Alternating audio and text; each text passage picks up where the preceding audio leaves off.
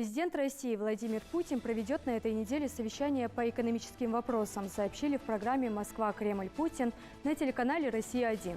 По информации, также у главы государства ожидается совещание с членами Совета Безопасности, которое, как правило, проходит каждую пятницу. На заседании Комитета Госсовета РФ по направлению «Эффективная и конкурентная экономика» было проведено обсуждение нового федерального проекта «Малое и среднее предпринимательство и поддержка индивидуальной предпринимательской инициативы». О планах по его реализации рассказала заместитель министра экономического развития России Татьяна Илюшникова.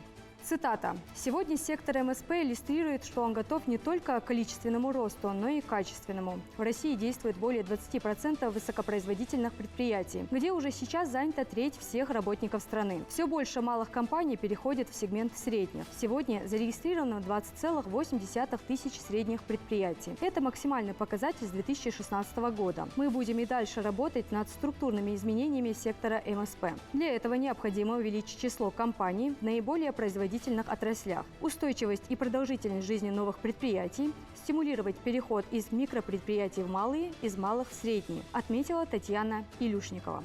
Постановление о подаче заявления на подключение к сетям всех энергокомпаний через портал госуслуг было утверждено правительством России.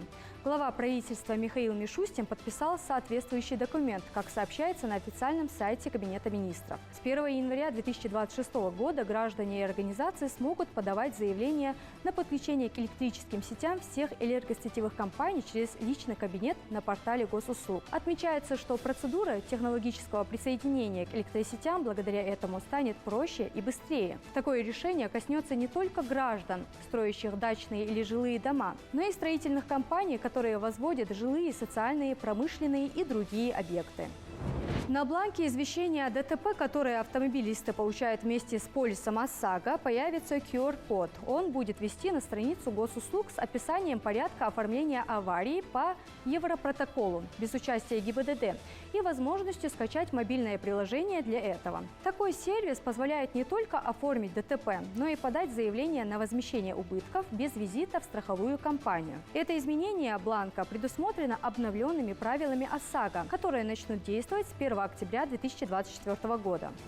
Рост спроса на цветы в преддверии 1 сентября в России в 2024 году будет ниже прошлогоднего. Об этом ТАСС рассказала президент Ассоциации российских флористов Валентина Сафронова.